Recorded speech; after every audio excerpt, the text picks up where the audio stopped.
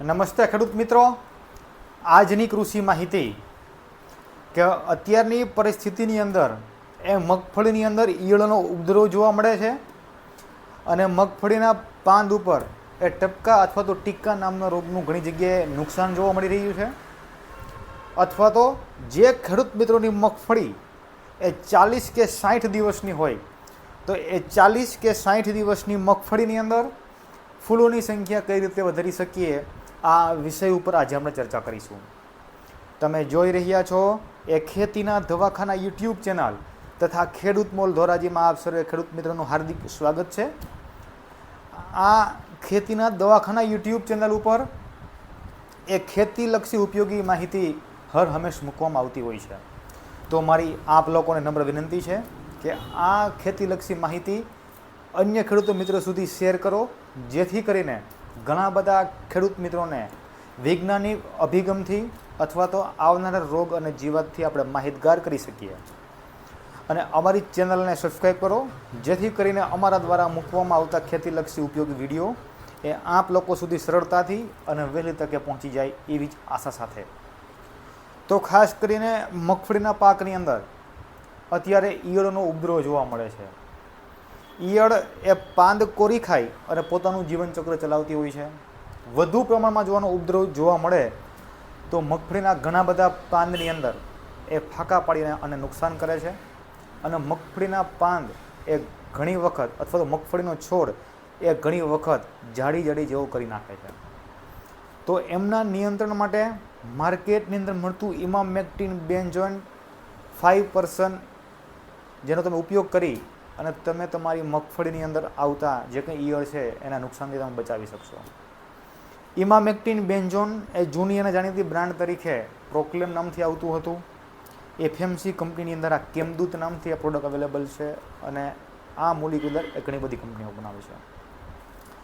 અથવા આ મોલિક્યુલર ઉપલબ્ધ ન હોય તો ઇન્ડોક્સા કાર્બ નામનો જે કન્ટેન્ટ આવે છે તમે એનો પણ ઉપયોગ કરી શકો છો. જે ઘરડા કેમિકલની અંદર એક કિંગ ડોક્સા નામની પ્રોડક્ટ આવતી હતી, એક પંપની અંદર 20 મિલી લેખે નાખીને જો તમે ઉપયોગ કરશો તો એની અંદર પણ તમને સારામાં સારું નિયંત્રણ મળી શકે છે. તેમજ મગફળીના પાંદ ઉપર અત્યારે ટીક્કા નામનો જે રોગ છે એ ઘણા વિસ્તારોની અંદર આવવાની એમની શરૂઆત થઈ ગઈ છે. તો ટીક્કા દ્વારા શું નુકસાન થાય એના વિશેની જો વાત કરવામાં આવે તો પાંદ ઉપર એ ટપકું જોવા મળે છે. ઘણી વખત કાળું અથવા તો રાખોડી કલરનું આ ટપકું જોવા મળે છે. ધીમે આ ટપકા મોટા થતા જાય છે, સમગ્ર પાંદ ઉપર ફેલાઈ જાય છે.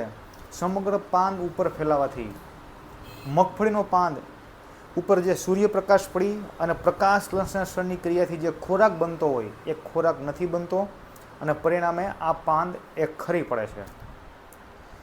વધુ પડતું આનું નુકસાન જોવાની વાત કરીએ તો ધીમે મગફળીના આખા પ્લાન્ટ ઉપર ફેલાઈ જાય છે અને મગફળીના તમામ પાન એ ધીમે ખરવા માંડે છે. તો જે મગફળી તમારી 120 કે 130 દિવસની આસપાસ પાકતી હોય તો એ મગફળી તમારી સમય મર્યાદાથી વહેલી પાકી જાય છે, જેને કારણે આપણે મગફળીના પાકની અંદર 25%થી લઈ અને 40% સુધીનું નુકસાન જોવા મળે છે. તો આ ટીક્કા નામના રોગને નિયંત્રણ કરવું એ ખૂબ જરૂરી છે. માર્કેટની અંદર મળતું હેક્ઝાકોનાઝોલ 5% SC જે માર્કેટની અંદર ટાટા કંપની દ્વારા કોન્ટાફ નામની જે પ્રોડક્ટ આવે છે એની અંદર હેક્ઝાકોનાઝોલ 5% SCનો સમાવેશ થાય છે. તમે એનો પણ ઉપયોગ કરી શકો છો. તેમજ હેક્ઝાકોનાઝોલ 5% SC એ ઘણી બધી કંપનીઓ બનાવે છે. એક પંપની અંદર 30થી લઈને 35 મિલી લેખે નાખીને જો તમે ઉપયોગ કરશો તો આની અંદર પણ તમને સારામાં સારા પરિણામ મળી શકે છે. તેમજ માર્કેટની અંદર મળતું ટેબુકોનાઝોલ 25.9% EC એક પંપની અંદર 25 મિલી અથવા મેટીરામ 70% WG એક પંપની અંદર 40 મિલી લેખે નાખીને તમે ઉપયોગ કરશો તો આની અંદર પણ તમને સારામાં સારા પરિણામ મળી શકે છે.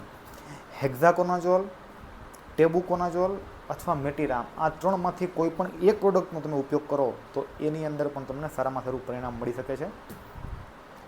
અત્યારે મગફળી 40 દિવસથી લઈ અને 60 દિવસની જોવા મળી રહી છે.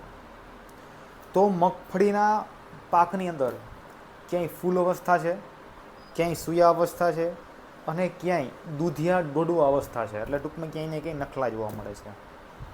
તો અત્યારે વનસ્પતિ જે કંઈ હોય, મગફળી જે કંઈ છે, તો એની અંદર ખાસ કરીને એનો વાનસ્પતિક ગ્રોથ જો વધી ગયો હોય તો આપણે એને નિયંત્રણ કરી અને મગફળીમાં રહેલા પોષક તત્વો અથવા તો ઉર્જાને તમે ફૂલની અંદર અથવા તો તમે ફ્રૂટની અંદર તમે એને કન્વર્ટ કરી શકો છો.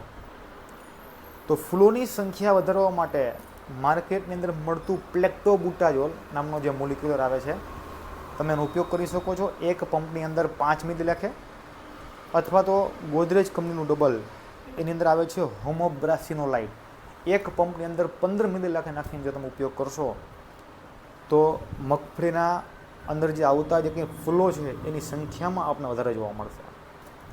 તો જેટલી ફૂલોની સંખ્યા વધારે એટલી સૂર્યની સંખ્યા વધારે, અને જેટલી સૂર્યની સંખ્યા વધારે એટલી ડોડવાની સંખ્યા પણ વધારે.